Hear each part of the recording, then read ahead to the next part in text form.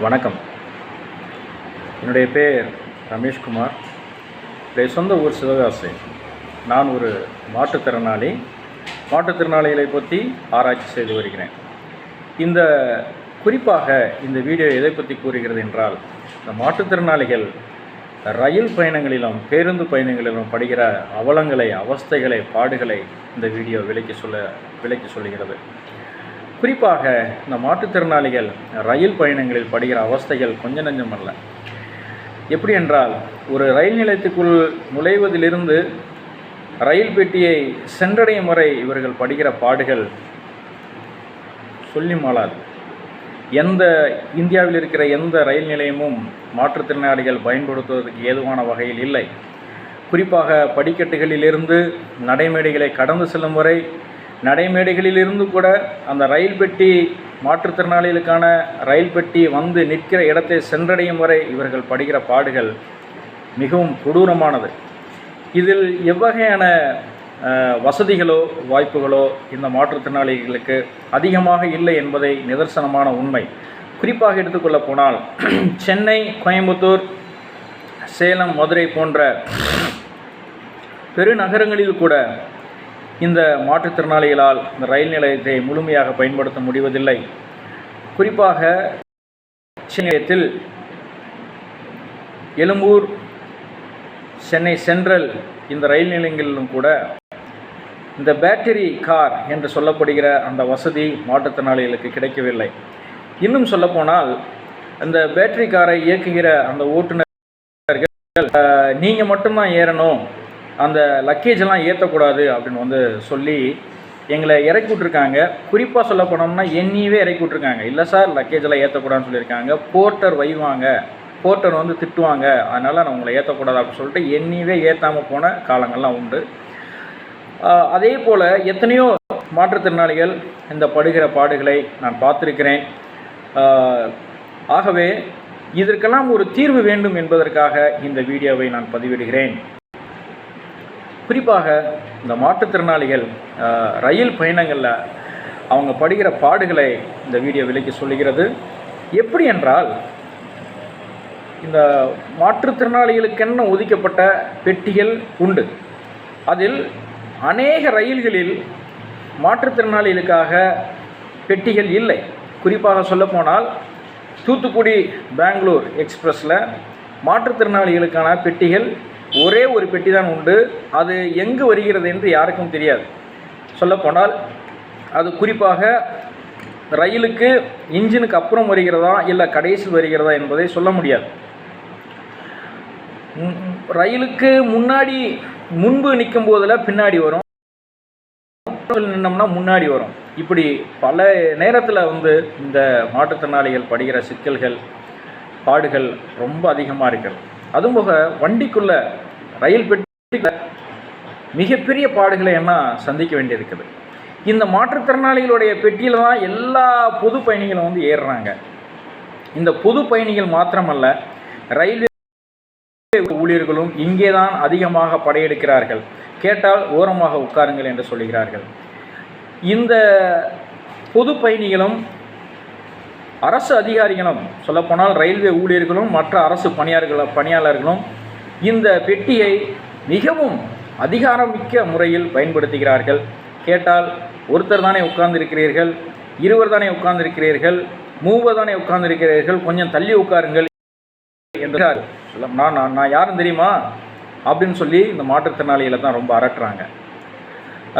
இவங்கெல்லாம் சொல்கிறாங்க, நாங்களாம் கவர்மெண்ட் சர்வெண்ட்டு, நாங்களாம் ஆர்பிஎஃப், ரயில்வே ஊழியருங்க, நாங்கள்லாம் தள்ளி உட்காருங்க அப்படின்னு சொல்லிட்டு இந்த மாற்றுத்திறனாளிகளை அரட்டி பேசுகிறாங்கங்க. நான் ஒரு பேராசிரியர். என்னையவே இந்த ரயில்வே ஊழியர்கள் அடிச்சிருக்காங்க. இது உண்மை. தள்ளி உட்கார்றா அப்படின்னு சொல்லி அரட்டுறாங்க, அடிக்கிறாங்க. சொன்னால் கேட்க மாட்டேன்றாங்க. நான் யாரும் தெரியுமா அப்படின்றாங்க. மக்களே, அரசாங்கமே, உங்களுக்கு ஒரு காரியத்தை நான் விளக்கி சொல்லுகிறேன். இந்த மாற்றுத்திறனாளிகள் ஒடுக்கப்பட்ட இருக்கையில் 2 சீட்டுகள் தான் உண்டு. இவர்கள் அவர்களை தள்ளி உட்கார சொல்லுகிறார்கள், அரட்டுகிறார்கள். ஆனால் நான் ஒன்று சொல்லுகிறேன், எல்லா மாற்றுத்திறனாளிகளாலையும் அவர்களைப் போல உட்கார்ந்து கொண்டு பயணம் செய்ய முடியாது. அவர்கள் எலும்பால் பாதிக்கப்பட்டவர்களாக இருப்பார்கள். அவர்களால் மற்ற மனிதர்களைப் போல வெகு நேரம் நீண்ட நேரம் உட்கார்ந்து கொண்டு பயணம் செய்ய முடியாது.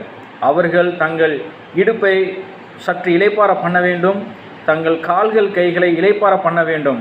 அதற்காக கொஞ்சம் நீட்டி நிமிர்ந்து உட்காருவதற்காக, ஒரு சில நேரம் படுத்துக்கொள்வதற்கு கைகால்களை நீட்டி படுத்துக்கொள்வதற்காகத்தான் அந்த இருக்கையே, மாற்றுத்திறனாளிகளுக்கென்று ஒதுக்கப்பட்ட பெட்டியில் உள்ள இருக்கையே சற்று அகலமாக இருக்கும் என்பதை நீங்கள் சற்று சிந்தித்து பாருங்கள்.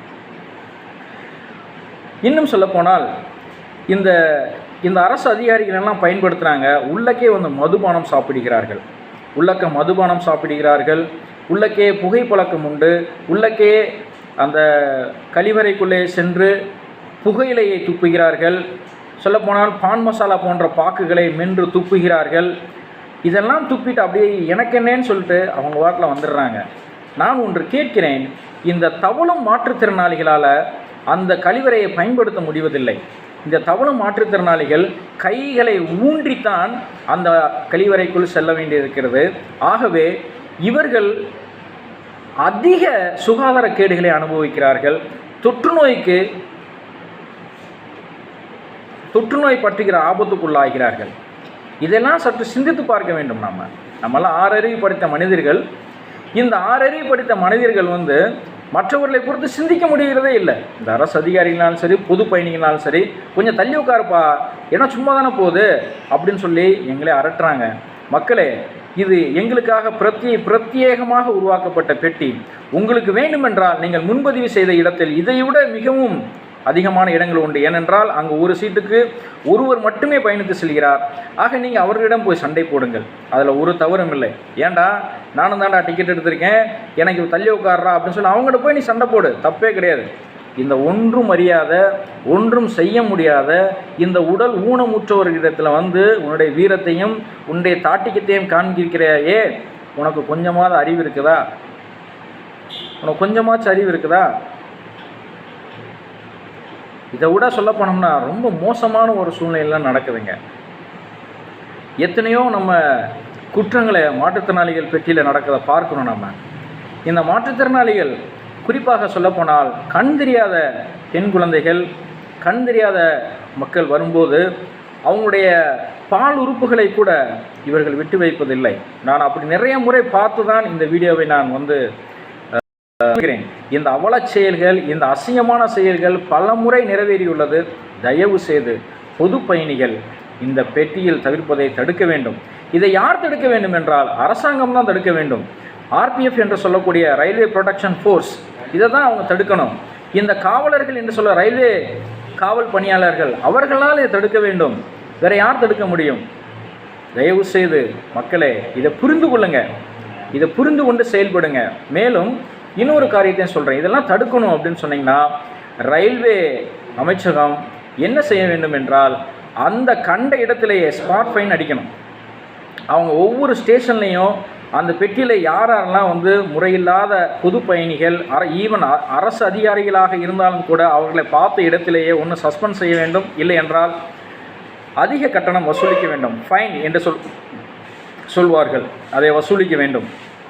இன்னும் ஒன்று, ரயில்வே பிளாட்பாரத்தில் அந்த ரயில் பெட்டியை குறித்த விவரங்களை சொல்லும்போது அந்த ரயில்வே ஊழியர்கள் அதை குறித்து விளம்பரப்படுத்த வேண்டும். பொது பயணிகள் மாற்றுத்திறனாளிகளுக்கென்று ஒதுக்கப்பட்ட பெட்டியில் பயணிக்க வேண்டாம், அப்படி பயணித்தால் அதிகமாக கட்டணம் வசூலிக்கப்படும், கண்ட இடத்திலேயே ஸ்பாட் ஃபைன் போடப்படும் என்று அவங்களை குறித்து எச்சரிக்கணும்.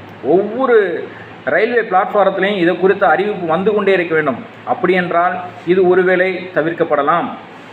மேலும் இந்த மாதிரி அவலங்களை தவிர்ப்பதற்காக, மாற்றுத்திறனாளிகள் படுகிற அவலங்களை தவிர்ப்பதற்காக இந்த மாற்றுத்திறனாளிகளுக்கு உண்டான பெட்டிகள் ஏசி கோச் பக்கத்தில் ரொம்ப நல்லா இருக்கும் அப்படின்னு சொல்லி நான் நினைக்கிறேன்.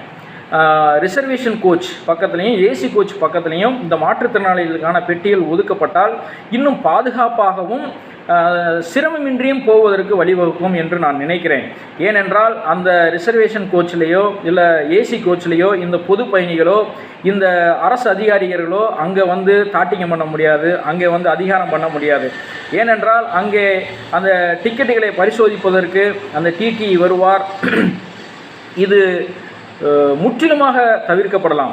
இந்த யோசனையை சற்று சிந்தித்து பாருங்கள். தமிழ்நாடு அரசாக இருந்தாலும் சரி, இந்திய ரயில்வே அமைச்சகமாக இருந்தாலும் சரி,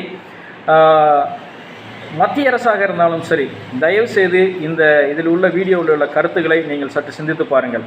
இதுதான் ஒரு தீர்வு. தயவுசெய்து மாற்றுத்திறனாளிகளை சற்று சிந்தித்து பாருங்கள். அதுபோக பேட்டரி கார் எல்லா ரயில் நிலையங்களிலும் நீங்கள் விட்டால் ரொம்ப எங்களுக்கு பயனுள்ளதாக இருக்கும். ஏனென்றால் ஒரு சில சிறு ரயில் நிலையங்களில், சொல்லப்போனால் மாவட்ட ரயில் நிலையங்களில், ஒரு சில ஊர்களில் சொல்லப்போனால் அந்த மாதிரி வசதிகள் இல்லை. இவர்கள் என்ன செய்வார்கள்? ஆகவே ஒவ்வொரு ரயில் நிலையத்திலும் ஒரு பேட்டரி கார் இருக்க வேண்டும். எல்லா ரயில் நிலையங்களும், அது கிராமமாக இருந்தாலும் சரி, நகரமாக இருந்தாலும் சரி, பெருநகரமாக இருந்தாலும் சரி, ஒவ்வொரு ரயில் நிலையங்களிலும் அந்த லிஃப்ட் என்று சொல்லக்கூடிய அந்த வசதி எங்களுக்கு இருந்தால் மிகவும் பயனுள்ளதாக இருக்கும். ஆகவே இந்த வீடியோவை பார்த்துவிட்டு தயவு செய்து இந்த அராஜகங்களை, இந்த அவலங்களை நீங்கள் போக்குவீர்கள். இந்த அரசாங்கம் நடவடிக்கை எடுக்கும் என்ற நம்பிக்கையோடு இந்த வீடியோவை பதிவிடுகிறேன். நன்றி, வணக்கம்.